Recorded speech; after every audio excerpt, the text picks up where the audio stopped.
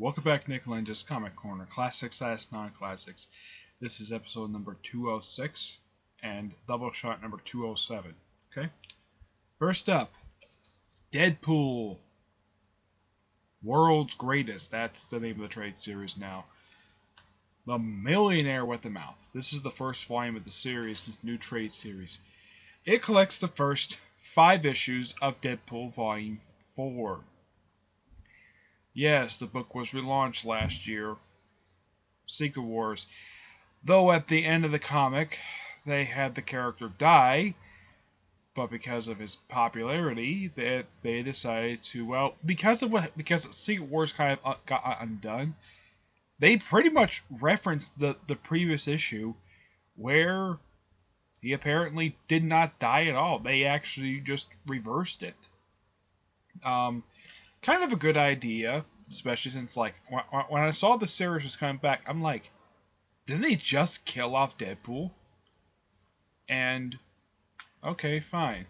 They brought him back. Now, Duggan is alone. Gary Duggan is alone. He's the sole writer of this book now.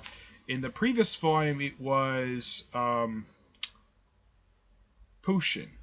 I think that's how you pronounce the person's name. Yeah. He co-wrote. There were 2 writers on the previous volume of Deadpool. Here's the thing about Deadpool. He has never produced a bad comic book, though Chaology, some people say it's bad. I've read it, it's okay, but it's not terrible. Now, pretty much like, yeah, the stuff gets referenced, what happened in the previous volume, where basically he got into the boat, like what happened in the final issue. I think it was issue like 45, and he just changed his mind. That's what they changed. Yeah, basically that final issue did happen, but it was slightly different. Yeah, that's simply all they did with that. Now, pretty much in the 8 months since Secret Wars, well, during the 8-month jump, basically he apparently has joined the Avengers Unity Squad, and that's revealed in Kenny Avengers. And he's formed his own separate team. First called the Heroes for Hire, then the Mercs Money. They changed their name because they were threatened with a lawsuit from Luke Cage. And the members are, let's see here. It is, yeah, his daughter Ellie shows up in here too. Now, his group is made up of Jason Bourne, Solo, this guy, yep, he's one of the members. And briefly, they all wear the same costume. And he has a thing for White Fox, though I don't think she appears again. There's also Madcap. Yep. He's only a part of this group just for this one story arc, then he gets removed. Well, of course, I'll explain why later. There's also Terror Inc., Slapstick, and Stingray. Yep, these are the Mercs of Money. And yes, I know they got their own spin-off book. Yeah, which is called Deadpool and the Mercs of Money. Yep. Oh, and also, apparently, during the 8-month jump, apparently it's revealed, that, Sacruz, I think that's how you pronounce her name, she apparently is revealed in this very issue that she's in fact bisexual. Okay, fine. Yeah, she's very mad at Deadpool for that. Yeah, she's upset with Deadpool, though that gets kind of fixed later on, so it's fine. Of course, you have a cameo by Sabretooth. This is just talking about the first issue. Yeah. Plus, Hawkeye shows up. Yeah, and apparently the Mercs Money also facing money trouble throughout this whole thing. And apparently Deadpool was framed for the death of a particular person. I'm trying to think. Oh yeah, he's framed for a murder. And of course we also have appearance by old man Steve Rogers. And yes, I know he's young now because I read it recently. Yeah, I'm sure we'll get to it. Let's see here. We also get a character from the previous volume of the series. Yeah, she shows up in here as well. Well, we also have Night Nurse. Always nice to see her. Agent Preston. Here's Agent Preston. And from what I can tell after reading all the most recent issues that's come out, she appears in issue 4 and 5, and that's it. The whole point of her being here just to reference the previous volume. And for this particular issue, here is the entire lineup all standing still. Yep. Let's see here. Oh!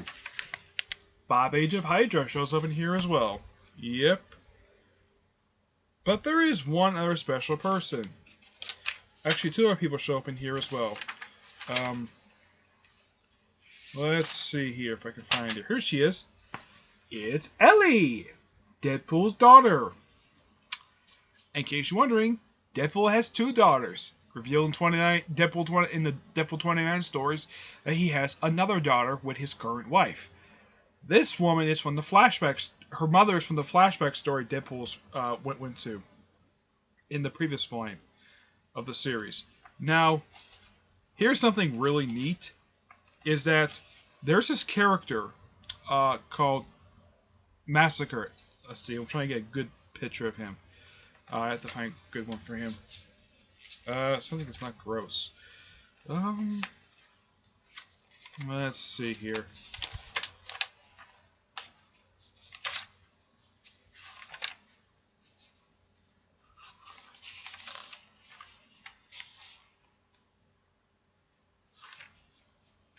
Let's see.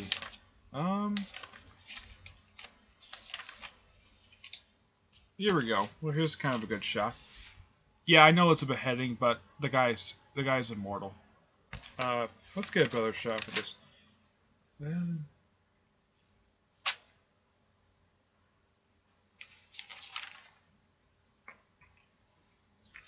Here we go, right here. Here's Massacre. That's a good look at him. Yeah, he's basically the Deadpool he's a Deadpool from Mexico. And here's the thing.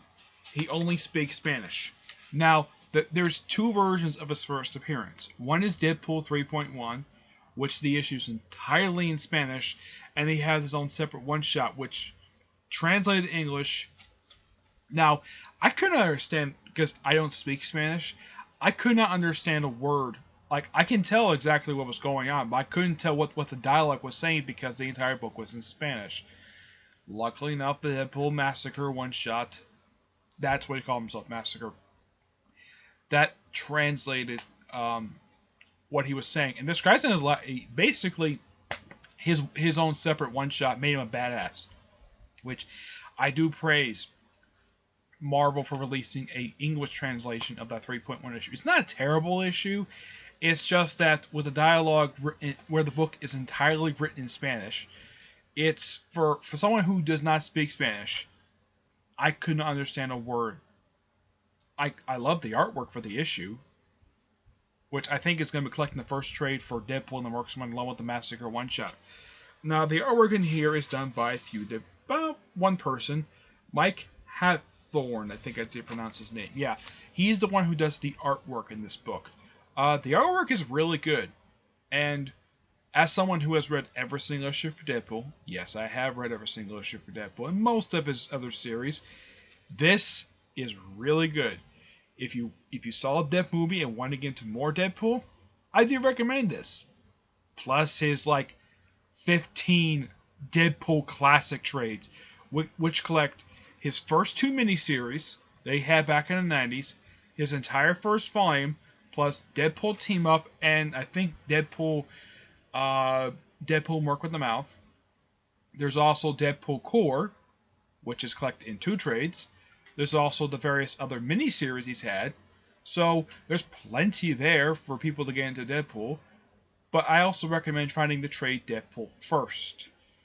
Well, that collects his... it's not Deadpool First. Deadpool Companion. Classics Companion. Where it collects his other appearances that he made in the 90s prior to the start of his ongoing series. And there's a bunch of them. So there's plenty of Deadpool to go around. And I also do recommend this, people who are interested to get into Deadpool, because there's a lot of reading to do when it comes to Deadpool, and it will keep you busy for a long time. I get this book a 9.5 out of 10. It's awesome. Next up, Batman 66 meets the Green Hornet.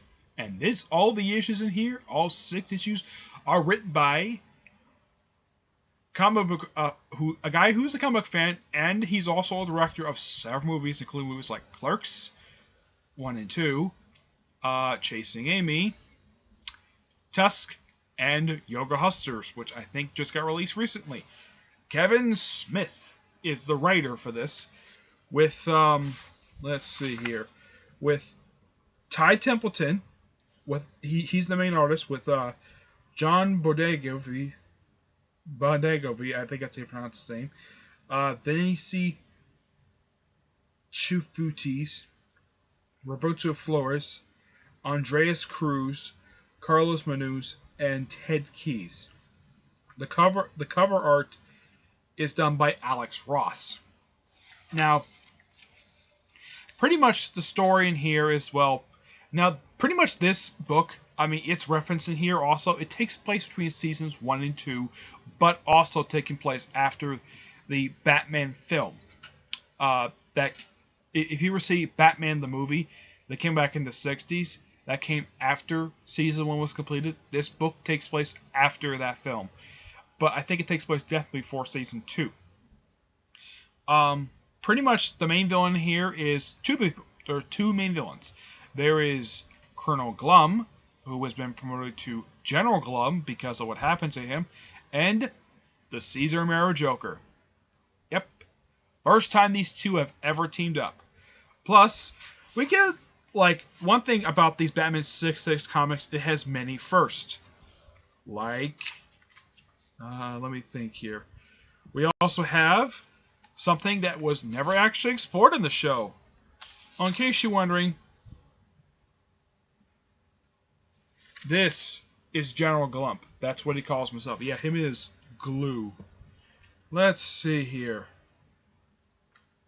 Yeah, there's many different firsts in here. I should definitely point out in here. That is definitely a first. Let's see. Here we go. The back cufflinks.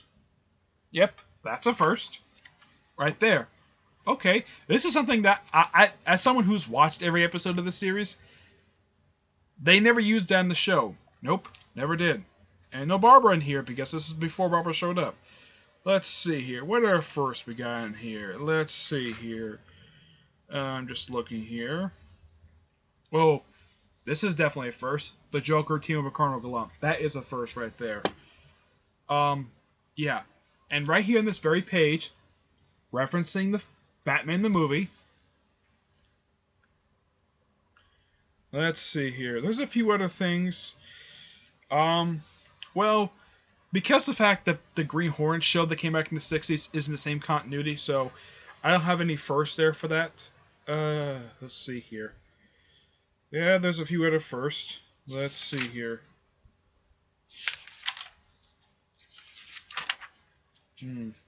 Oh yeah, Green Hornet in the Batcave.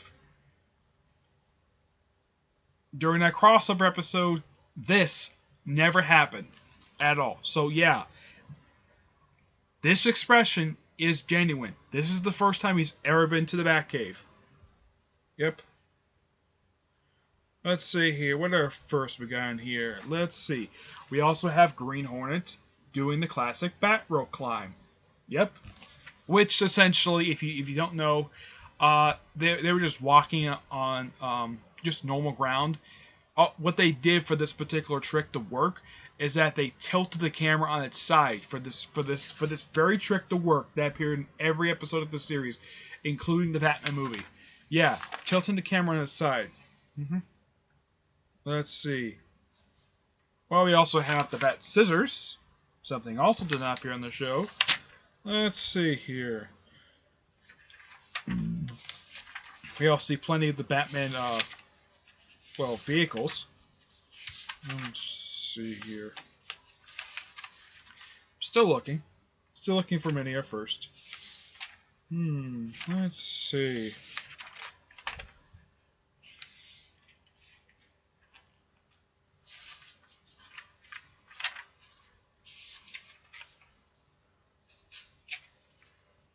You gotta love these covers that Alex Ross does. Yeah, because he works for Dynamite. Apparently, that he's the only one who can do these covers. Let's see. Still looking for Millionaire first. Ooh, yeah, here's one right here. The Green Hornet, Kato, and their DA friend in Commissioner Gordon's office. Yep, that's a first right there. Let's see. In the air first, because I always like to do any type of first. The Joker's hideout being a plane. Yes, this is basically a plane.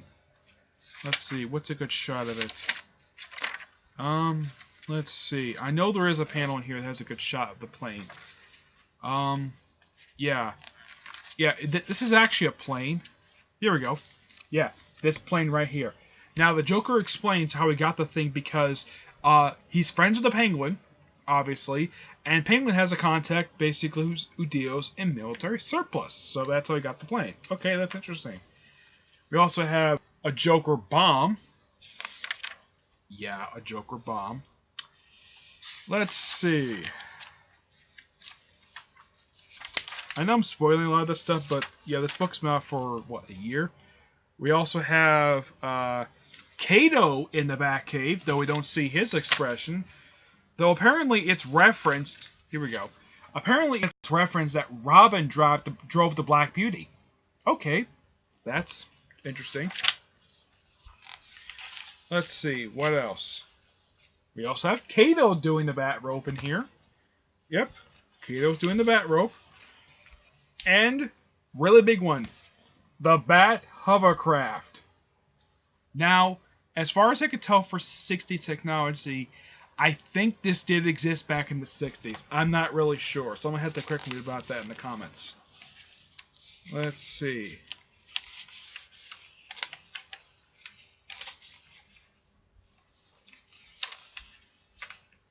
Yeah, that's basically it when it came to this. Yeah, that was the last of the first, that one, because this one had several different firsts. I mean, yeah. I mean, I counted at least about a dozen different firsts in here, which I do praise Kevin Smith for his writing and introducing a lot of stuff to the Batman 66 universe. Now, as far as I know, this is his third Batman limited series he's ever written, because he did Batman Calligraphy and Winding Greer.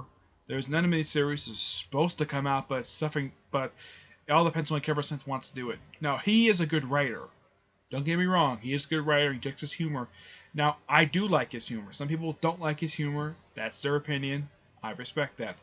I like his humor. And it works with Batman 66. Now, I know for a fact they've since discontinued the Batman 66 comic book, but they still keep it on with these team-ups. But this was a great idea. I would not mind them doing another one, but can we do a different villain aside from Colonel Glum? Like maybe a villain from the actual Green Hornet TV show teaming up with one of the Batman villains? Yeah, that would be interesting. Since this book was just so fun, another 9.5 out of 10. Awesome. Alright, that's it for this episode. Stay tuned for episode 276 and Doubleshot number 208. Until then, see you there. Bye.